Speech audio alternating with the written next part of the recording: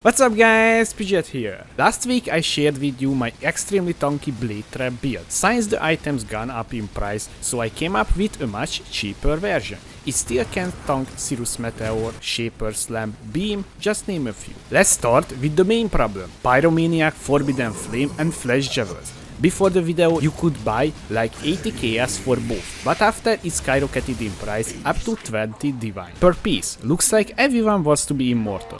But don't worry, I found out how to get almost the same amount regen, shock and ignite immunity in the build. Let's start with the biggest problem: shock and ignite. The other reason is why the Forbidden Javelins is so good, because you can get ignite and shock immunity, which is really important if you want to just stand still in boss fights against Cirrus or Eater of Worlds. Both boss has really high shock effect, which no matter what, how tanky are you, you can get like 50% increase damage taken from shock. When I was testing the budget options, in most of the time died to or almost died to the death beams. Sadly, I can't just use the reduce shock effect Pantheon or Ringcraft for reduce the shock effect, so I need to find another way. Luckily, I was playing in the meantime with my Pathfinder, and I came to the conclusion: what if we just drop the Grace Aura, which is giving us evasion, because most of the time the bosses is using spells, not attacks, so the evasion is useless anyway, especially against Maven, Cirrus,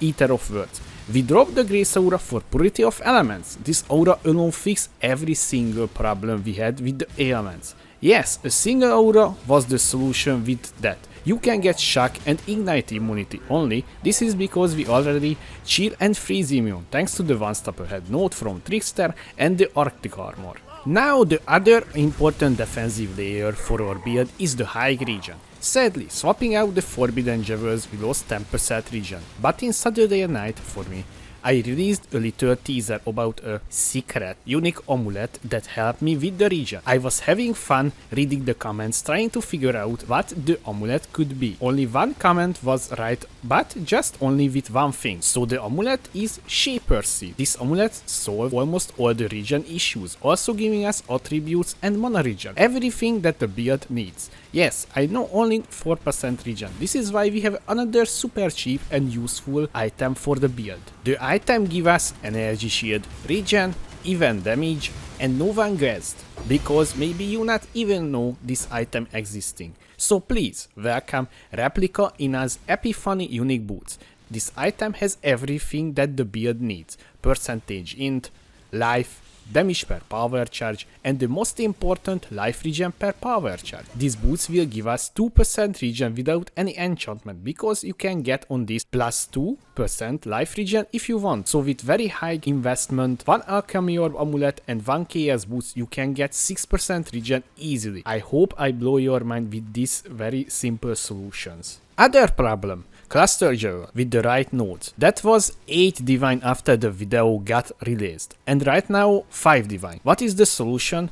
Just remove the cluster and use the 14 passive points else. I will talk about this later in the video, and other changes to the tree. Because we changed the presence of Chayula to Shaper Seed, we have 2 new problems to fix. First, the stun immunity. By default, the stun threshold is based on your life, and we reserving almost half of our life. We would be stunned every little hit we take, even White Skeleton in maps. So we taking Energy Shield Mastery. Stun threshold is based on your energy shield instead of life. From now we got almost stun immunity, because the only hits that could stun us is the Shaper Slam or Cirrus Meteor. Second new problem: also, the presence of Chayula is giving us chaos resistance, which is really important for our build if you want to tank the Cirrus Meteor, because that ability has big chunk of chaos damage. So we need to cap our chaos resistance other ways. If your chaos resistance is under 70% and have the same amount of energy shield like we in this video, you could die to the meteor if you miss timing your Immortal core or your hit damage taken reduction is not up from the hair stopper. I want to talk about new issues with this setup. Sadly, we sacrificing too many things from the damage side and even from the movements. My damage from 600k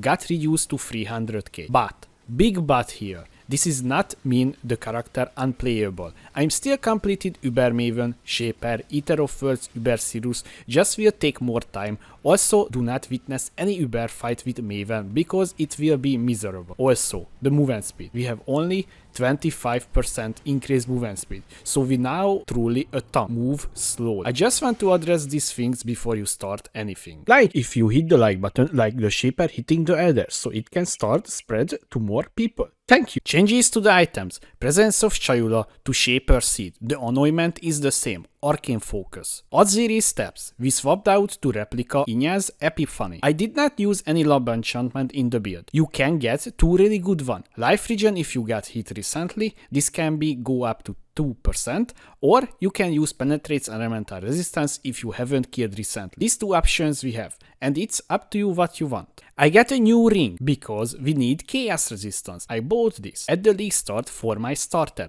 and what a happy accidents fit to this character as well. The other things we have, a new bed to get strength to the build and extra energy shield. I crafted this with essences, it was very easy, so you could also get something like that or even better bed. Other things did not get any changes, so you can still use that item. Pantheons we using, Major, Soul of Solaris for bossing, if you just doing maps, Soul of Lunaris. Minor Soul, Soul of Tukohama, and you need to upgrade to get the regen from this Pantheon. This is now even more important because we need every single possible regen source that we can get. Bandits still 2 passive points. I just want to highlight new things on the passive tree that you need for the build. As I mentioned earlier, we dropped the cluster setup, and we also need to take a few spell suppression note here, Instinct and take Resourcefulness, because we do not use auxiliary steps anymore, so with this we compensate the loss from the boots. The other big change is we traveling towards Melding for extra life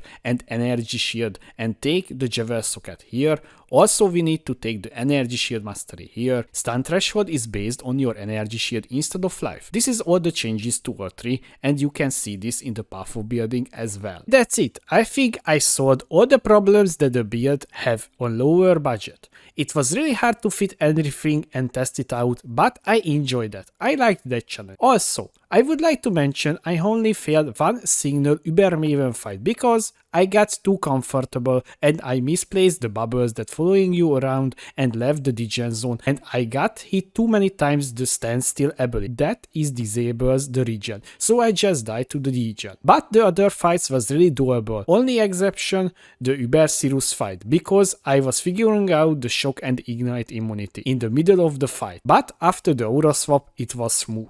I hope you enjoyed this video about Blade Trap Trickster on low budget. If you have any question, please let me know in the comment section below. Also, I would like to see you Discord as well. We have a small but active community. Check the description for the link. Also, I would like to say thank you to my Patreons for supporting me, which is also growing in numbers. Thanks again, guys. Now it's time to say goodbye. Thanks for watching. I was Bridget. See you next time, guys.